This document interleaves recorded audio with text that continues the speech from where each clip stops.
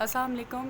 हमारा मिड के बाद फ़र्स्ट लेक्चर है जिसमें हम अपने फोर्थ चैप्टर को ही कंटिन्यू करेंगे। हमारा फोर्थ चैप्टर का एक टॉपिक क्वार्टाइल्स डेविएशन रह गया था, जो मैं चाह रही हूँ कि हम उसको कंप्लीट कर लें, तो जो मैंने आपको मिड में नहीं करवाया था। तो लेकिन क्वार्टाइल डेविएशन वाला टॉपिक करने से पहले आपको थोड़ी सी इन्फॉर्मेशन होनी चाहिए क्वार्टाइल्स के बारे में। तो क्वार्टाइल्स का डिस्कस कर लेते हैं कि क्वार्टाइल्स क्या होते हैं। क्वार्टाइल्स क्या हैं? Sometimes our interest is to know the position of an observation relative to the others in a data set. For example, in the group student height data of the example, we may be interested to know the percentage of students having height less than some specified value. The measures used for this purpose are called quantiles or fractiles. They are usually calculated under the following headings: quartiles and deciles and percentiles.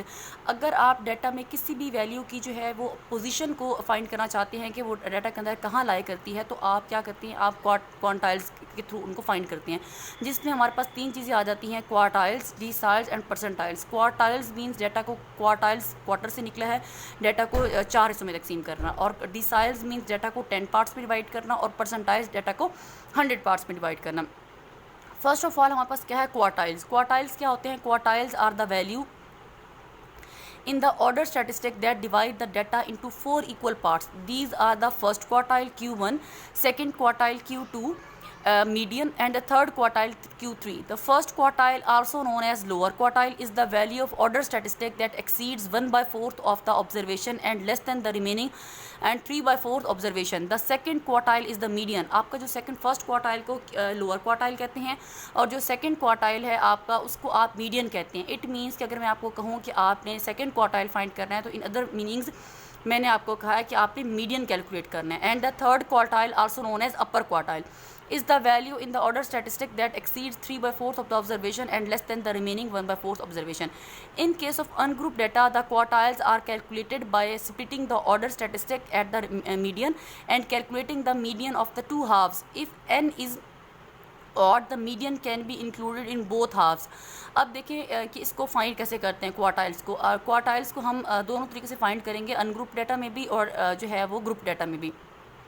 अब देखें example, आपके पास एक solve की हुई 3.16 मतलब आपके पास data है 84.60 से लेकर 95.05 तक, ये आपके पास 5 वैल्यूज़ दी हुई हैं। अब हम जो क्वार्टाइल्स को मैं आपको दो तरीक़ों से फाइंड करना बताऊंगी। एक ये कि आपको जनरल कॉन्सेप्ट आना चाहिए कि आप इसको कैसे फाइंड कर सकते हैं, और दूसरा ये कि मैं आपको थ्रू फार्मूले भी बताऊंगी कि आपको अगर आपको इस तरीके से ना आ रहा हो तो आप फार्मूला लगा के, तो आपके पास कोई भी डाटा सेट हो तो आप क्वार्टाइल्स को फाइंड कर सकें। फर्स्ट ऑफ ऑल हम इसका जनरल कॉन्सेप्ट देख लेते हैं, कैसे करते हैं। देखें, आपके पास 5 वैल्यूज़ हैं डाटा में। मैंने आपको कहा कि आप Q2 फाइंड करें। Q2 अदर मीनिंग्स में आपके पास क्या है? मीडियन। मीडियन में आपको पता है आप कैसे करते हैं। मीडियन में अगर आपके पास 5 वैल्यूज़ हैं, आप सबसे पहले डाटा को अरेंज कर लेंगे असेंडिंग या डिसेंडिंग ऑर्डर में। 5 वैल्यूज़ हैं तो इसका मतलब आप फर्स्ट 2 वैल्यूज़ को स्किप करेंगे और लास्ट 2 वैल्यूज़ को स्किप करेंगे। जो थर्ड वैल्यू होती है वो आपके पास क्या होती है? मीडियन। तो इस केस में आपके पास थर्ड वैल्यू क्या है? 94.50। तो ये आपके पास क्या आ जाएगा? मीडियन। इट मीन्स कि Q2। फर्स्ट क्वार्टाइल कैसे करते हैं? फर्स्ट क्वार्टाइल बेसिकली जो आपके पास डाटा होता है उसका फर्स्ट हाफ होता है। फर्स्ट हाफ देखिए, अब फर्स्ट हाफ का मतलब है आपके पास डाटा के अंदर जो फर्स्ट 3 वैल्यूज़ होंगी वो आपके पास आएंगी। अब फर्स्ट 3 वैल्यूज़ आप देखें 84.60, 88.03, 94.50। फर्स्ट 3 वैल्यूज़ में अगर आप देखें तो आपके पास इसका मीडियन क्या आता है? Second value. मतलब आपके पास फर्स्ट वैल्यू को स्किप कर दें, लास्ट वैल्यू को स्किप कर दें, तो दरमियान वाली वैल्यू आपके पास क्या है? 88.03। तो ये आपके पास क्या हो जाएगी? First quartile. Q3 आपके पास क्या होता है? जो डाटा का लास्ट हाफ, मतलब आखिरी हाफ। तो आप लास्ट हाफ में देखिए आपके पास थर्ड, फोर्थ और फिफ्थ वैल्यू आएगी। अब थर्ड, फोर्थ और फिफ्थ वैल्यू में अगर आप मीडियन कैलकुलेट करें तो देखें थर्ड, फोर्थ और फिफ्थ वैल्यू में आप क्या करेंगे? आपके पास टोटल 3 वैल्यू हैं। फर्स्ट वैल्यू को स्किप कर दें, लास्ट को स्किप कर दें, तो डाटा के अंदर आपके पास जो थर्ड क्वार्टाइल आ जाएगा 94.90। तो ये देखें थर्ड क्वार्टाइल आपके पास निकला हुआ है 94.90, ये फर्स्ट पेज पे। तो ये आपका हो गया कि आप कैसे फाइंड करेंगे। लेकिन देखिए बहुत से बच्चों को मसला होता है कि हम जो है वो हमें नहीं पता चल रहा कि कैसे फर्स्ट हाफ करना है, लास्ट हाफ करना है। तो मैं इसके लिए आपको जो है ना वो थोड़ा सा ये फार्मूले भी बता रही हूँ कि आपको ये फार्मूलों के थ्रू भी आना चाहिए।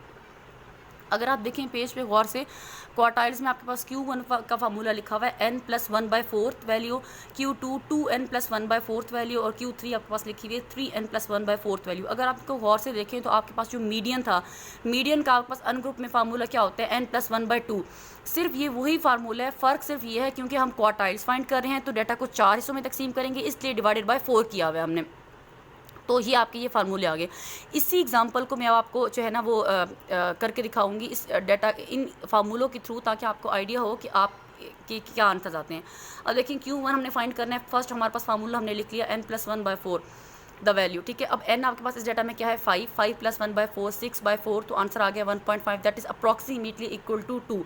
सेकंड वैल्यू, तो सेकंड वैल्यू आपके पास डाटा के अंदर क्या है 88.03, तो ये आपके पास देखिए उसमें भी आपके पास यही आंसर आया था 88.03, इसमें भी आपके पास यही आंसर आया 88.03। अब सेकंड क्वार्टाइल देखें। सेकंड क्वार्टाइल का पहले आप फार्मूला लगाएं 2n+1/4 वैल्यू। देखिए अब 5 है ना आपके पास n, तो 5 मल्टीप्लाइड बाई 2 10 हो गया, 10 + 1/4 11/4, that is approximately equal to ये आ जाएगा 2.75 approximately equal to third value. तो थर्ड वैल्यू अगर आप डाटा में देखें तो 94.50 आती है। तो देखें यही आपका उसमें भी आंसर था। थर्ड में देखें 3n+1/4 15 + 1/4 16, और फोर्थ वैल्यू आपके पास आ जाएगी 94.90। तो यही हमने जो है वो आपका, अब मैंने आपको ये जो है वो बता दिया कि आप फार्मूले के थ्रू कैसे करेंगे और अब आप जो है वो इसमें कैसे करेंगे। इस शीट की जो मैं पिक्चर है वो आपको ग्रुप में शेयर कर दूंगी ताकि आप मज़ीद जो है वो क्लियर होकर देख लें।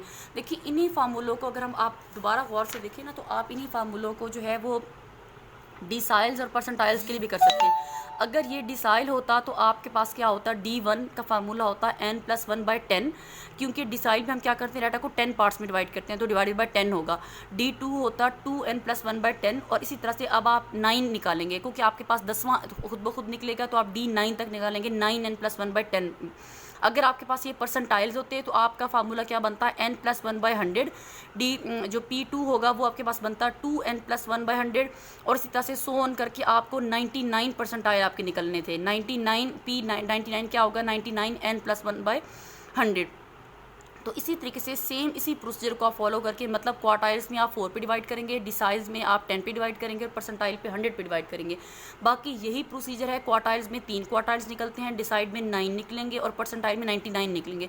इस तरीके से जो है वो आप क्वार्टाइल्स, डिसाइल्स और परसेंटाइल्स जो है वो अनग्रुप डाटा के लिए सॉल्व कर सकते हैं। ग्रुप डाटा का जो है वो हम इंशाल्लाह नेक्स्ट लेक्चर में डिस्कस करेंगे कि इन सब चीज़ों को जो है वो ग्रुप डाटा में कैसे डिस्कस करते हैं।